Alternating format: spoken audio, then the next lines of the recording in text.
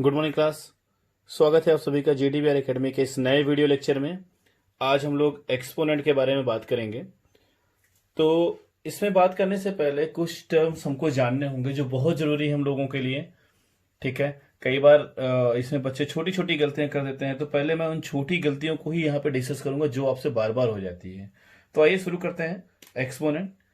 तो सबसे पहले मैं एक नंबर ले लेता हूँ यहाँ पे, माना कोई भी पॉजिटिव इंटीजर है हमारा n, और एक नंबर हमारे पास है, वो कुछ भी हो सकता है पॉजिटिव इंटीजर में, कुछ भी आप नेगेटिव पॉजिटिव कुछ भी ले सकते हैं। तो यहाँ पे दो केस बन के आता है, एक तो हो जाएगा a की पावर n और एक हो जाएगा माइनस a की पावर n। अब a की पावर n कब होगा? when n is even number. ठीक है, और ये कब होगा बेटा? when n is an odd number। ठीक है ना, सिंपल सी बात है कि अगर ये जो हमारा पावर लगा हुआ है, ठीक है ना, अगर ये हमारा इवन होगा तो ये हमारा क्या हो जाएगा, यहाँ पॉजिटिव हो जाएगा। अगर ये ऑड होगा तो यहाँ पे क्या आ जाएगा, नेगेटिव आ जाएगा। ठीक, अब एक इसको एग्जांपल लेके समझते हैं हम लोग। जैसे मान लिया हमने यहाँ पे ले लिया -5 की पावर 2। तो इस पावर का मतलब क्या होता है बेटा, इसी नंबर का उतनी ही बार मल्टीप्लाई, यानी कि 2 लिखा तो 2 बार मल्टीप्लाई। तो सबसे पहले माइनस और माइनस का जब मल्टीप्लाई होता है बेटा, तभी क्या हो जाता है, प्लस हो जाता है। और 5 5 जा 25। क्लियर।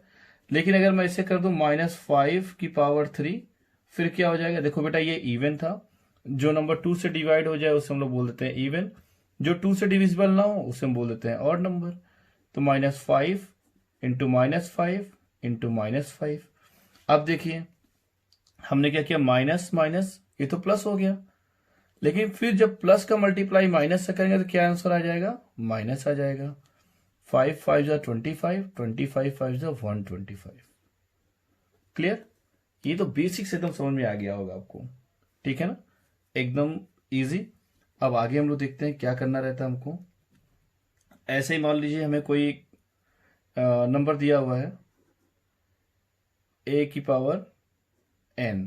इसका मतलब क्या हो गया कि हमें a का मल्टीप्लाई कितनी बार करना है बेटा, n बार मल्टीप्लाई करते जाएंगे, जितना यहां लिखा रहेगा उतनी मल्टीप्लाई करते जाएंगे हम। क्लियर। ठीक है, अब एक्सपोनेंट में कैसे, मान लीजिए मुझे फ्रैक्शन में दिया हो a अपॉन b की पावर n।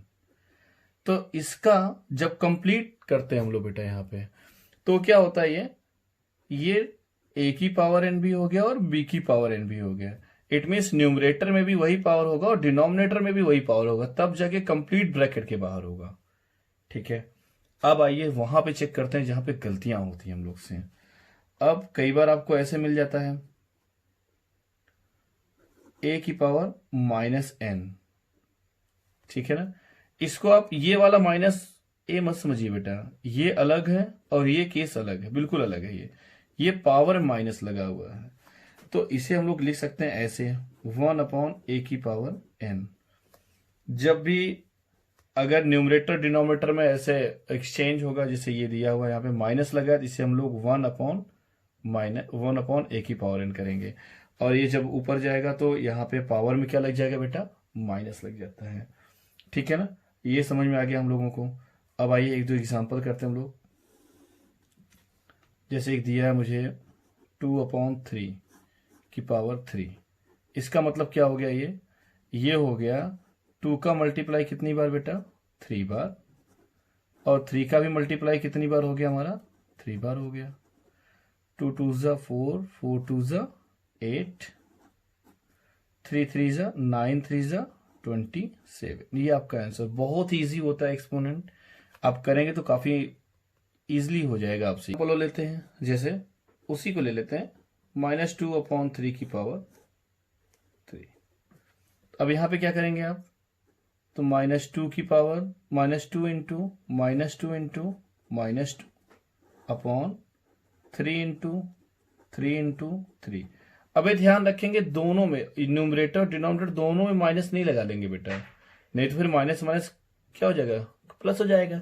इसलिए यहाँ पे क्या करेंगे, ये इसका मतलब होता है, जो ये क्वेश्चन दिया है इसका मतलब ये हो गया कि माइनस सिर्फ न्यूमरेटर के लिए है, तो आप न्यूमरेटर के लिए यूज कर लीजिए, तो फिर आप डिनोमिनेटर के लिए यूज कर लीजिए। तो जनरली हम लोग हमेशा न्यूमरेटर के लिए ही करते हैं, डिनोमिनेटर के लिए नहीं करते। अगर डिनोमिनेटर में दिया है पावर, तो पहले -1 का न्यूमरेटर और डिनोमिनेटर में दोनों में मल्टीप्लाई करके इस माइनस को हमेशा न्यूमरेटर में शिफ्ट करेंगे। ये बिल्कुल ध्यान रखना है आपको, ठीक है ना। तो अब इस तरीके से कर लेंगे तो ये हो जाए क्या हमारा -8/27। क्लियर, यहां तक की बात समझ में आ गई। अब इसी चीज को अगर मैं ऐसे कर देता, 2/3 की पावर -3। अब देखिए पावर में हमारे माइनस आ गया। अगर पावर में माइनस है तो इसे पॉजिटिव करने के लिए क्या करेंगे, न्यूमरेटर जो भी होगा वो डिनोमिनेटर में चेंज हो जाएगा, जो डिनोमिनेटर होगा वो न्यूमरेटर में चला जाएगा। तो यहाँ पे क्या होगा 3/2। देखिए 3 यहाँ पे क्या था बेटा, ये डिनोमिनेटर में था, अब ये क्या हो गया न्यूमरेटर हो गया। 2 हमारा क्या था, न्यूमरेटर था, ये क्या हो गया डिनोमिनेटर हो गया। अब ये हो गया यहाँ पे 3। अब इसका आंसर क्या हो जाएगा बेटा, 3 × 3 × 3, ये हो गया 27/8। कंफर्म हो गया यहां तक का। अब अगर ऐसे क्वेश्चंस मिलेंगे तो आप लोग कर लेंगे। एक और ट्राई कर लेते हैं हम लोग। अब इसी को मैं ऐसे दे देता हूं, -2/3 को -3 कर देते हैं, तो फिर भी वही चीज हो जाएगा, माइनस जहां है वहीं रहेगा जो ब्रैकेट के अंदर है। हमारा न्यूमरेटर और डिनोमिनेटर आपस में एक्सचेंज हो जाएंगे, और ये यहाँ पे कभी भी माइनस को लेके डायरेक्टली ऐसे मल्टीप्लाई आप नहीं करेंगे, पहले पावर वाले माइनस को रिमूव करेंगे, फिर जाके हम लोग मल्टीप्लाई करेंगे, ठीक है। तो अब -3 × -3 × -3/2 ये हो गया माइनस का 27/8। मैंने एक ही एग्जांपल इसलिए लिया ताकि आपको ये इजीली समझ में आ जाए कि एग्जैक्टली हमें करना क्या है। अब नेक्स्ट क्या आता है, अब मान लीजिए इसी को मैं ऐसे कर देता, 2/3 की पावर 0। बेटा किसी की पावर अगर 0 होती है तो उसकी टोटल वैल्यू 1 होती है, चाहे वो इसके ब्रैकेट में 1 लाख ही क्यों ना लिखा हो, 1 लाख की पावर 0 का भी वैल्यू 1 है, ठीक है। अगर मैं x की पावर 0 बोलूंगा तब भी वैल्यू 1 है, ठीक है। -x की पावर 0 बोलूंगा तब भी वैल्यू 1 आएगा। 1/x की पावर 0 बोलूंगा तब भी वैल्यू कितनी आएगी 1। इट मीन्स अगर ओवरऑल हमारा जो पावर है अगर वो 0 है तो हमेशा उसकी वैल्यू कितनी आनी है बेटा, उस टोटल एक्सपोनेंट की वैल्यू हमारी 1 आनी है वहां पे। यहां तक की बातें आपको कंफर्म हो गई हैं, ठीक है ना। एक दो और एग्जांपल देते हैं तो चीजें आपको और अच्छे से क्लियर हो जाएंगी हमारे लिए। एक दो और एग्जांपल ले लेते हैं आपके, जिससे आपको जो सबसे इंपॉर्टेंट रहेगा हमारे लिए वो ये कि कुछ बेसिक टर्म सीख लेते हैं हम लोग एक्सपोनेंट में। और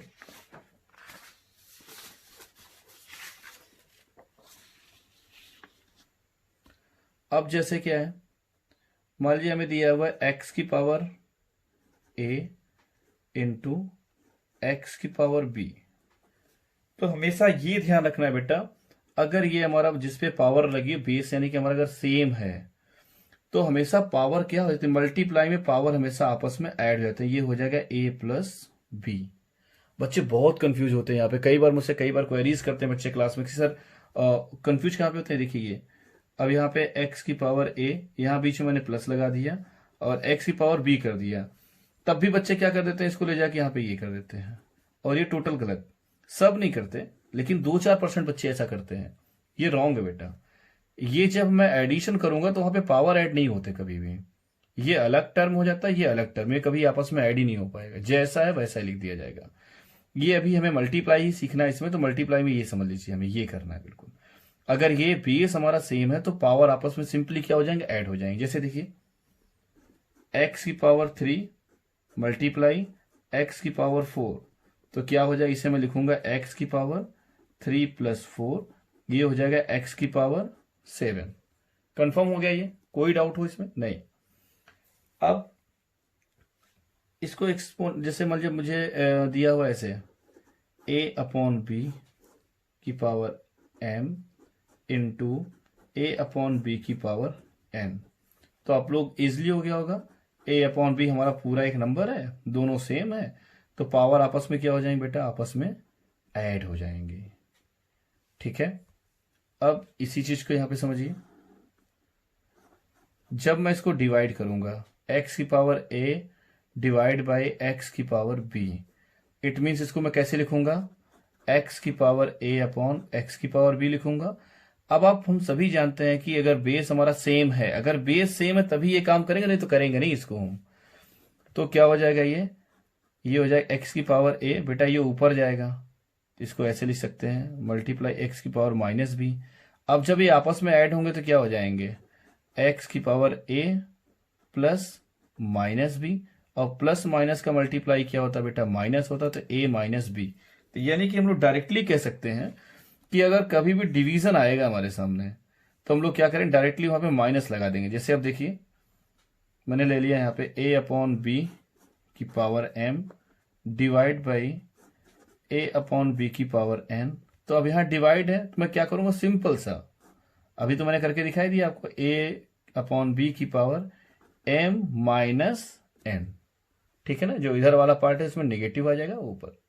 क्लियर, समझ में आ गया आपको।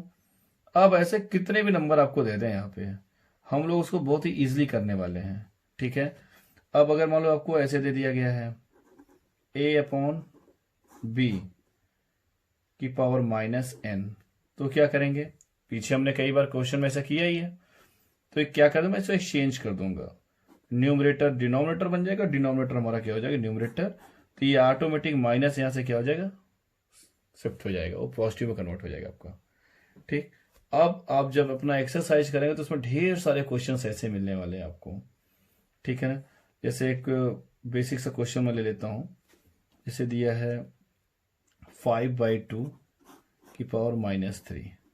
तो पहले मेरा काम क्या हो जाएगा बेटा, पहले इस माइनस को रिमूव करना, तो क्या हो जाएगा 2/5 की पावर 3, और अब इसे मल्टीप्लाई करेंगे 2 इंटू 2 इंटू 2/5 इंटू 5 इंटू 5, ये हो गया 8/125। क्लियर, ये एकदम समझ में आ गया हमको। अब अगला जो बेसिक चीजें हैं जो आपको एक्सपोनेंट में जो मिलेंगी क्लास 8 तक में, जो आपको मैक्सिमम चीजें मिल सकती हैं वो इसी से रिलेटेड मिलेंगी, इससे और भी नहीं मिलने वाला। अब आते हैं कुछ हमारे स्टैंडर्ड फॉर्म। स्टैंडर्ड फॉर्म में क्या करना होता है, तो हमें एक स्टैंडर्ड फॉर्म बेटा जिसे बहुत बड़े नंबर्स को डायरेक्टली नहीं लिख सकते हैं, उसे क्या करना पड़ेगा, उसे हमें कन्वर्ट करना पड़ता है। उसे सिंपली लिखने के लिए मैं सोचता हूँ कि कैसे उसे इजिली कन्वर्ट कर दें ताकि समझ में आ जाए, इजी मतलब इजी फॉर्म में कैसे लिखा जाए। तो जैसे आपको दिया गया है 5.32 इंटू 10 की पावर 4। तो पहले तो इस 10 की पावर 4 को समझिए। कई बार बच्चे क्या करते हैं, 10 की पावर 4 को, देखिए मैं बताता हूँ वो क्या करते हैं। 10 की पावर 4 लिखा है तो बोलते हैं सर 10 लिख दिया, अब 4 टाइम 0 लगा देते हैं, 1 2 3 4। तो ये क्या हो जाए बेटा आपको, रॉन्ग। अब जरा इसको ऐसे देखिए, 10 की पावर 4 लिखा है तो इसका मतलब होगा 10 का मल्टीप्लाई 4 टाइम। ठीक है, तो कितना आंसर आएगा, 1 लिख के कितना 0 बेटा, 1 2 3 4, 1 2 3 4। इट मीन्स 10 की पावर जितना लिखा रहता है, ठीक है ना, उतना ही 0 हमें बढ़ाना होता है 1 के आगे। बहुत ही छोटी सी टर्म है, ये समझ लीजिए कि 10 की पावर 4 लिखा है ना, जितना पावर लिखा होता है उतना 0 बढ़ाना होता है, उसके आगे उतना 1 लगा देना होता है। अगर मैं आपको बोलूं 10 की पावर 8, तो क्या करेंगे आप, 10 नहीं लिखेंगे, 1 लिखेंगे, और कितना 0 बढ़ाएंगे, 8 लिखा है तो 8 0, 1 2 3 4 5 6 7 8, ये आंसर हो गया आपका। तो अब देखिए इसे करने के लिए क्या हो जाएगा आपका, 5.32 था तो ये हो जाएगा कितना, 1 लिख के 4 0 बढ़ा दिया हमने, और ये 2 टर्म था, मल्टीप्लाई है, पॉइंट आगे की तरफ शिफ्ट हो जाएगा, तो हो जाएगा 5 3 2 0 0। इसको ऐसे कर सकते हैं हम लोग। ठीक है, अब इसके आगे देखते हैं हम लोग क्या और कर सकते हैं इसमें। अब जैसे आपको नंबर दे दिया, ये एक और क्वेश्चन ले लेते हैं इसमें हम लोग, जैसे देते 0.002।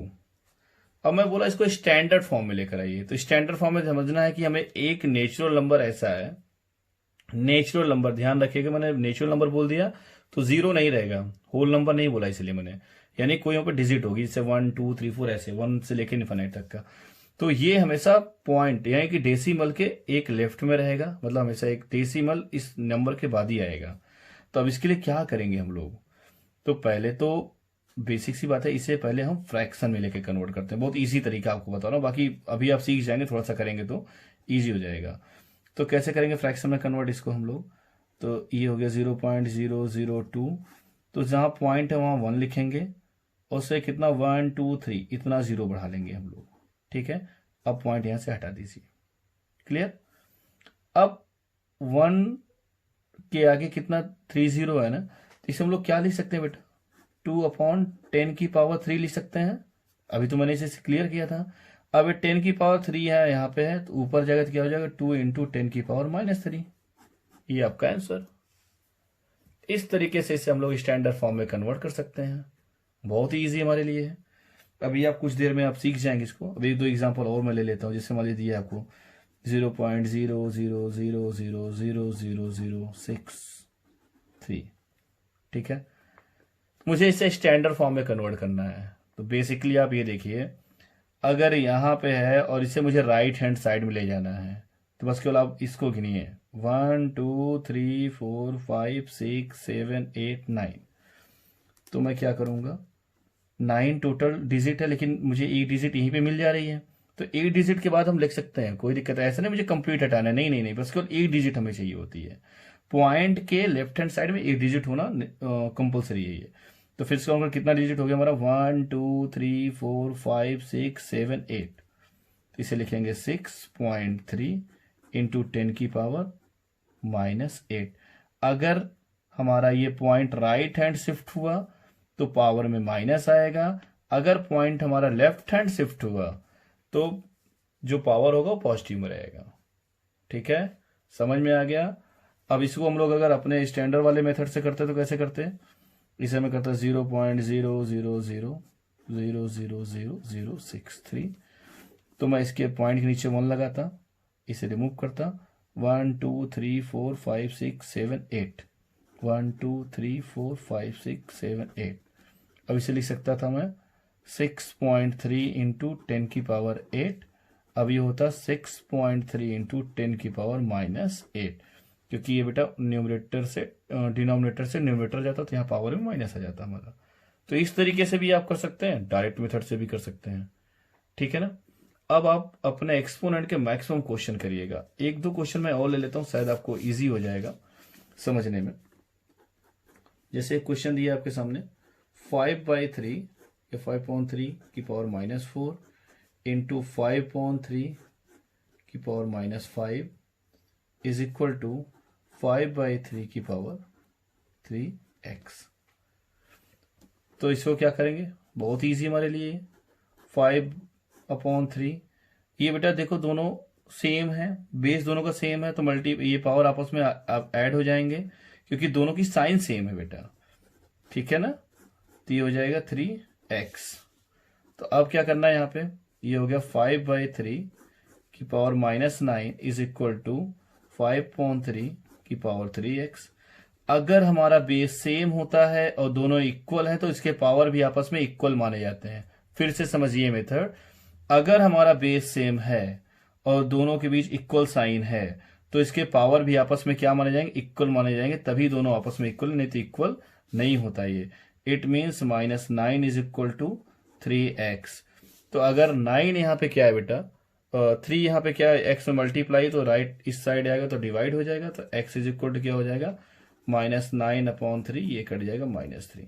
तो x की वैल्यू कितनी आ गई यहाँ पे, -3। इस तरीके से वैल्यू भी यहाँ पे फाइंड आउट कर सकते हैं। एक क्वेश्चन मैं और ले लेता हूँ, तो चीजें आपको और क्लियर हो जाएंगी इसमें, कि ऐसे क्वेश्चन अगर आपको आते हैं तो कैसे करें हम लोग। 5 की power 2x + 1 divide by 25 is equal to 125। तो बस हमें ये देखना है सबसे छोटा बेस कौन सा, 5। तो ऑटोमेटिक मुझे सबको पहले 5 वाले फॉर्म में कन्वर्ट कर दीजिए। पहला काम ये करिए आप, तो ये हो जाएगा 5 की पावर 2x + 1, 25 को मैं लिख सकता हूँ 5 की पावर 2, ठीक है।